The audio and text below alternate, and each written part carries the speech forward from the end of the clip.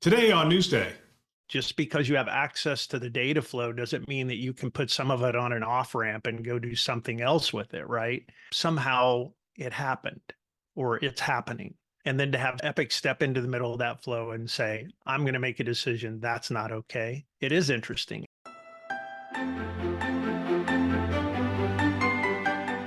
My name is Bill Russell. I'm a former CIO for a 16 hospital system and creator of This Week Health, where we are dedicated to transforming healthcare one connection at a time. Newsday discusses the breaking news in healthcare with industry experts, and we want to give a big thanks to our Newsday partners, ClearSense, SureTest, Tossite, Order, HealthLink Advisors, Cedars, Sinai, Rackspace, CrowdStrike, and Fortified Health. Now, let's jump right in. All right, it's Newsday, and it's Drex and I back in the house to talk through the news. Drex, welcome. Well, it's sort of your show as well, but welcome to the show. Thanks. I appreciate it. It's always fun for us to be on the airwaves at the same time. Yeah. So, I mean, you're now doing the 2-minute drill, which is great. I listen to that to stay up to date on the security news. I still cover some things on the Today Show because I'm guessing we still have different followings. There's some people that are going to follow you and some people are going to follow me. And so when things seem very important, like, hey, they released the information from Change Healthcare, I thought, I know Drex covered this, but I'm going to cover it too, because that's a big freaking deal. It's the story that keeps on storying. There seems to be some new development in that on a regular basis, including, I guess, nearly $1 billion in losses that were reported. There's a story in the Record. I'll probably talk about that in today's 2-minute drill, but they've reported nearly $1 billion in losses because of this. But United Healthcare Group continues to be very profitable. So it's a really interesting dichotomy of they had a bad cyber incident, but from a company performance perspective, they continue to perform well. So let's hit the internet real quick. United Healthcare's profit, yeah, they're not doing too bad. Operating income, 7.5 billion. Oh, this is just for the quarter. Wow. So these are big numbers. I mean, yeah, $1 billion sounds like a lot to lose, but it's not really. When you're that big of a company, maybe it's not such a hit. I think, it will continue to be the publicity part of it, the image part of it. But in the grand scheme of things, there was testimony on the Hill yesterday, and some of the folks who testified referred to the Change Healthcare, United Healthcare Group as a utility, which is not a word that's very far from the word monopoly, right? This is a thing that everybody has to use. So even with reputational damage and everything else, I don't know. It just makes me wonder, will people somehow figure out how to turn away and do something else? Or are they able to turn away and do something else? So one of our stories today was, and I do this from time to time, I take a post from LinkedIn that has a lot of, that's dense and meaty, and I will make that one of the news stories. And if people don't know what happens to the news stories, we identify them, they go through the system, they actually get through the large language model, it gets a summary. And then the link at the bottom actually takes you to the original story. And this one, Rachel England, Associate Principal, Digital Technologies, and she's in Washington. She's with Vizient. She wrote this about the hearing yesterday. While the patient care and financial impacts of the Change attack were nearly ubiquitous across healthcare provider entities, stronger cybersecurity measures within any or all of those hospitals, health systems, solo doc practices, pharmacies, or others would have done nothing to mitigate those negative outcomes. The basic fact was not mentioned until the final moments of the hearing. The congressman asking the questions clearly did not understand this. This is a major difference from other third-party incidents where the bad actors enter a health systems network through a compromised third party. Very important distinction, though not addressed very well during the hearing. These hearings are interesting in that typically you have senators, congressmen, whoever are doing the hearings, and they have people that speak into them. But it's also important to note that certain senators and congressmen, they do a divide and conquer kind of thing, right? I remember talking with one of the senators when I was up there on the Hill. I can't remember which one, but he was a doctor. He's like, I'm the designated one to understand these deep concepts. Sure. On their committee, this is the person that they all turn to ask those questions. Yeah. Yeah. And so you hope that the people asking the questions understand this stuff, but it is their day job, but it's not their day job. I mean, they're going to talk about this, and then they're going to talk about nuclear proliferation. Then they're going to talk about The Ways and Means Ukraine. Committee or something. Yeah. Yeah, I mean, they're just all over the place. So she's making the case here essentially that nothing the health systems did could have mitigated this. Hmm. What are we doing now post? The earthquakes in California led to new standards, and we have seismic requirements for all new hospitals that go into place and whatnot. Because one of the earthquakes, for the first time, went up and down instead of side to side. And essentially, it took down schools and bridges and other things. And they said, oh, wait a minute, man, earthquakes can happen in a lot of different ways. Let's make sure the critical infrastructure doesn't go down. And so everything since then has been built to something different. Change healthcare. Just like the pandemic, everything since the pandemic, the next pandemic should look very different than the previous one.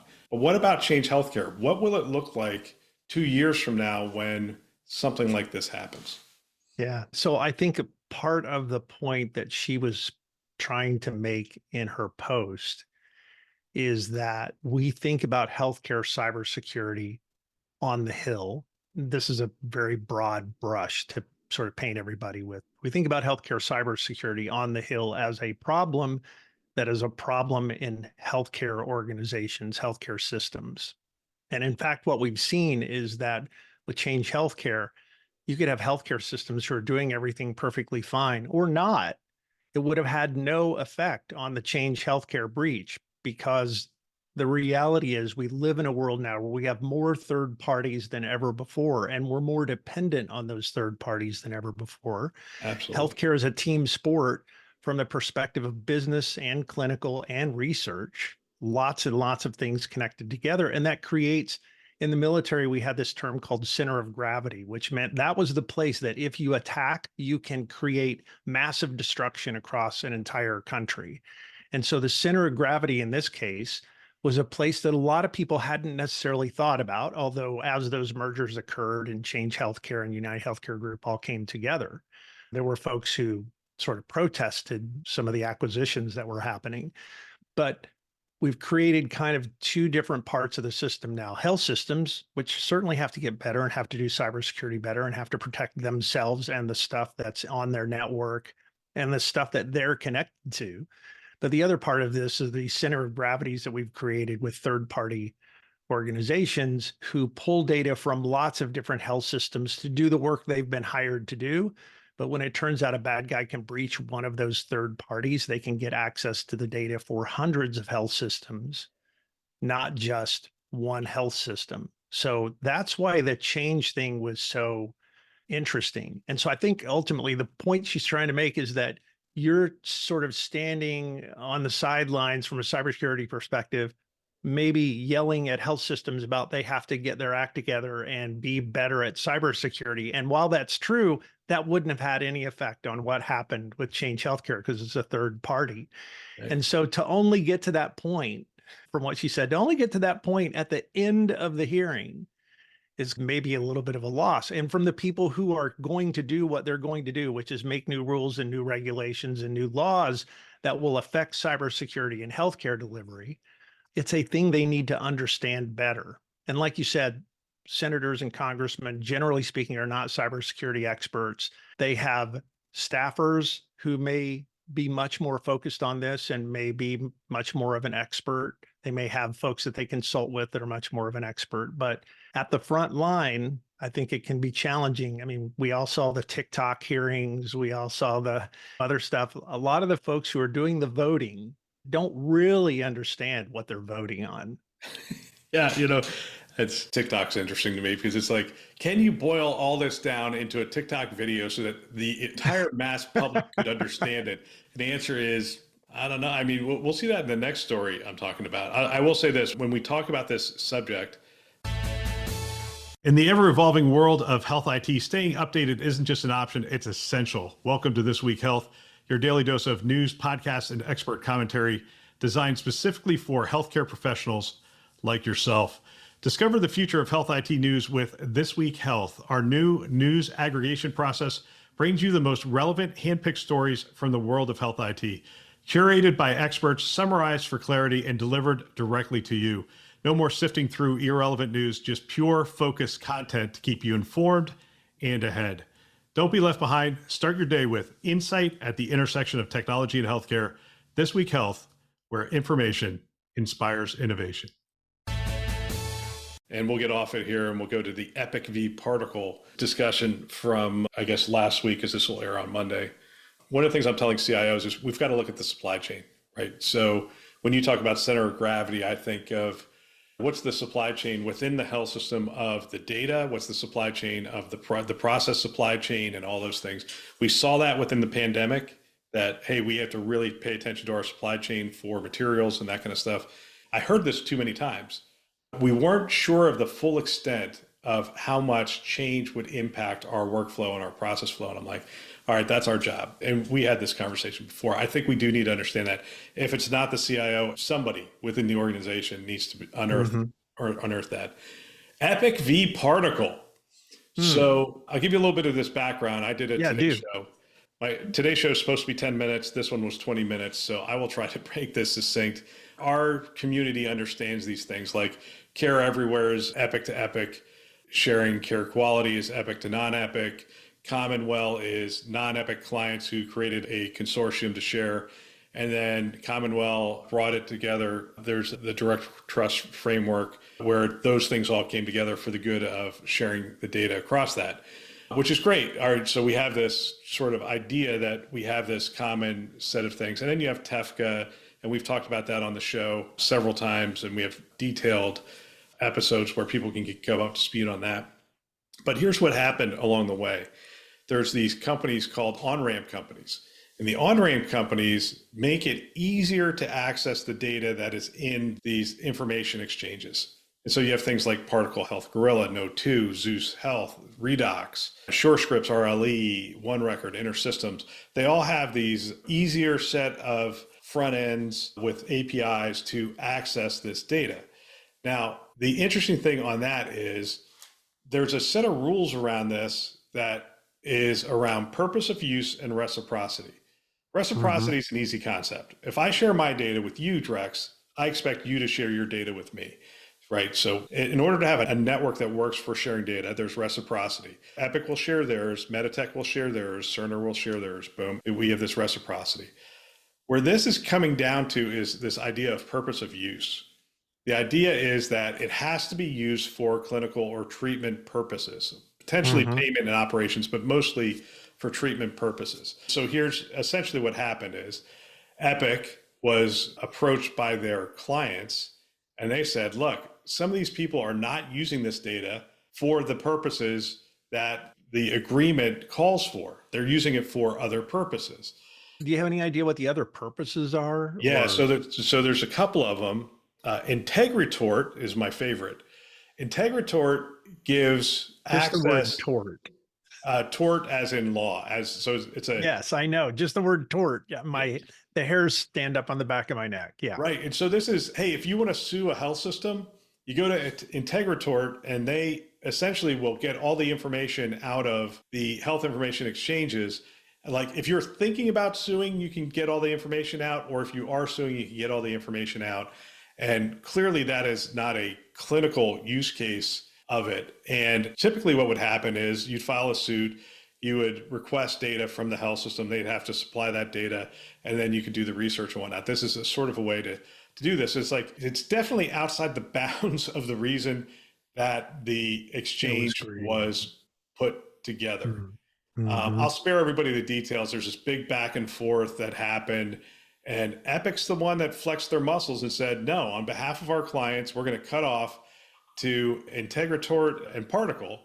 And Particle's interesting because they have clear clinical use cases, clear case around providing care and supporting that care. But they also have another side of their business that supports the payers.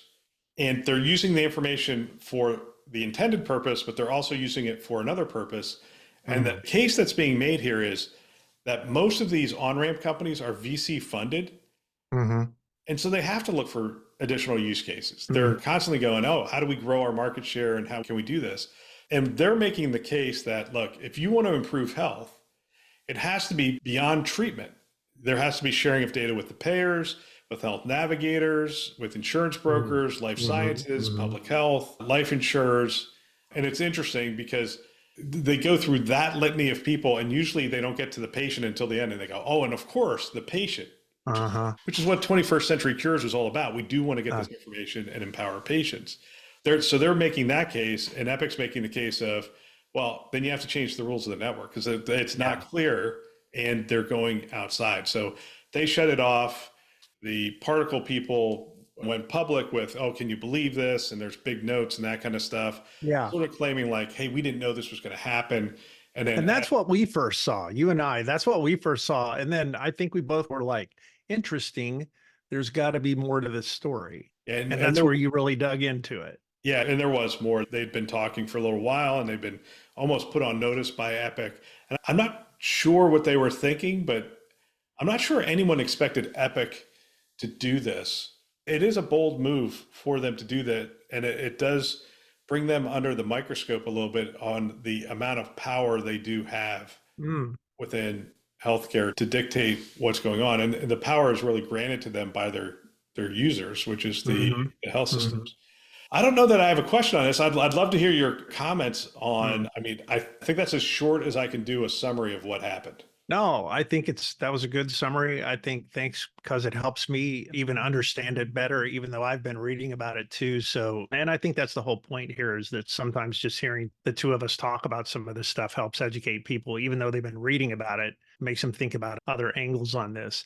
The interesting part for me now becomes the benevolent overseer of the data taking action on behalf of all the health systems because they feel like the wrong thing is being done with the data. And maybe that's the right move, but it's all, I mean, there's sort of these degrees of like, okay, the data is supposed to be used for treatment, payment, and operations, but not this other stuff. Just because you have access to the data flow doesn't mean that you can put some of it on an off ramp and go do something else with it, right?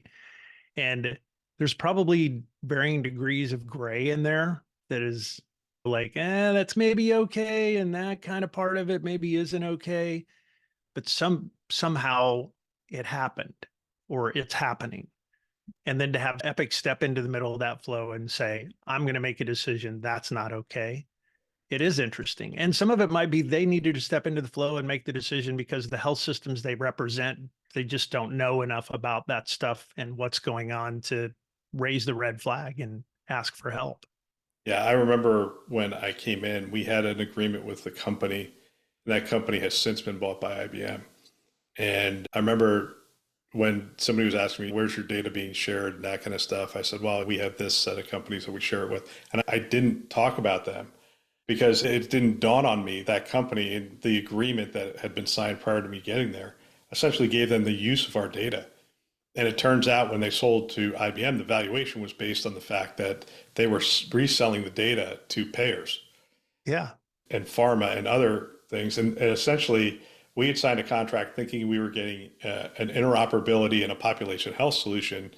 And what we essentially had done was unlock our data to those sources so that this third party could reap a significant amount of benefit on. And this ties back to this whole idea about third party risk, right?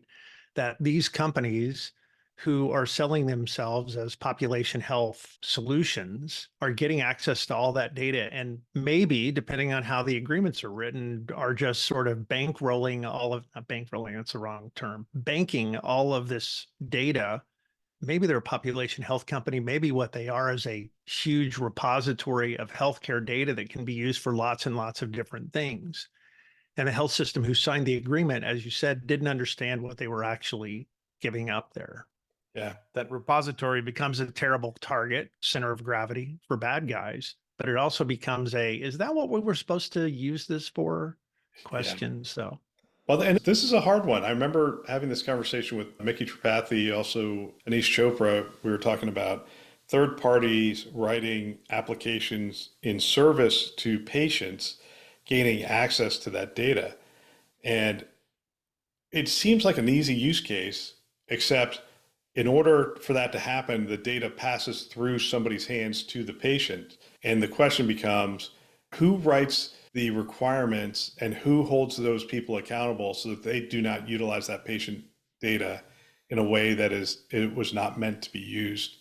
And mhm. it was interesting because when they were presenting it to me at different times, different conversations, I didn't have an answer. I didn't like look at it and go, oh, this is easy. It's very challenging. My point on this continues to be patient-centric interoperability. It's Todd Park's blue button. It is every patient has the ability to press a button and download their entire medical record from every health system in the country to their phone. And they become the locus of interoperability is the patient, not these health information exchanges, not the health systems, not Epic, not anybody else. I'm the locus of the information. And there's a huge uphill battle, but I think the more I contemplate on this, it's the only way through. By the way, great article, Health API guy, Brandon Keeler has a Substack newsletter, and the title of it is Epic v Particle. If you want to go in depth, it's really well done. It's a good article. Yeah. I mean, look, I'm with you. I think when I think back to this must have been 2010 or something like that, there was a big run at something called personal health records, PHRs. Google had one, Microsoft had one. There were a few other companies who tried to start them. And the challenge at the time was there wasn't great tech and APIs didn't exist, and patients wouldn't have been able to be facile enough for the most part to be able to sort of pull that data down. There wasn't sort of gateways or APIs, things to let that happen. But I do think I agree with you. When you look at the future, the ideal situation would be to have patients be the stewards of their own data and make the decisions about what data could be released for what, because it is our data. I mean, it is our information. I know we've grown up in this environment where hospitals collect this information as they treat patients or they're in the hospital. And so they feel like it's their data. But I think the reality is it's the patient's data and they should be in control of it. And the best way to do that ultimately is through this PHR idea, not PHR, but whatever we're going to call it in the future. Yeah, we got to be careful here because it's not our data. It is the health system's data. By law, it's whoever creates the record, it's their data. It's data about us, but it's the health system owns the record because they created the record. That's the case in 49 states. The only state that's not the case is Vermont. They passed a law where the patient actually owns the record. People say this to me all the time. And I hear people out there saying, oh, the patient owns the record. I'm like, they don't own the record. They didn't create the record. And the law states that whoever creates the record owns the record, even if the information is about you or me. If I write information today about Drex, I own the record because I created the record. This is a place where I think the story is not done being written yet. I agree. I hope. I'm really hopeful on this one. I hope by the time we hang up our cleats that there is true interoperability and it's patient-centric. And I would love it if people go, oh my gosh, they're making billions from my medical record. And if we gave everybody access to their own record and they had the ability to sell it to this company for $5 and this company for 20 and this company, and there was a marketplace where people said, hey, look, we'll give you $1 for your record or $2 for your record. And now all of a sudden they're like, look, I don't care. I can monetize my own record. Yeah. Yeah.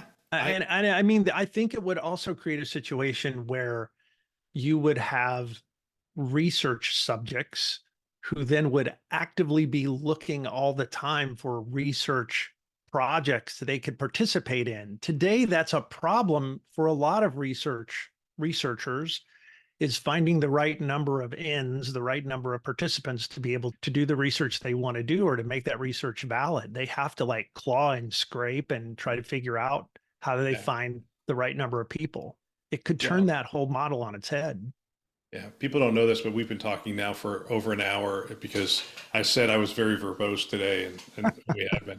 All right. Hey, Drex, thanks as always. Hey, you're launching a new show, Unhack the Podcast, on Monday. We have the 2.5 minute drill, but Unhack the Podcast will be. Yeah, we've got that going. Shauna Hofer is with me on the first one. We talk a lot about AI and cybersecurity. And then the other thing that we're going to launch here pretty shortly is another Unhacked show, but it'll be called Unhack the News. And it's going to be like Newsday, only just for cybersecurity.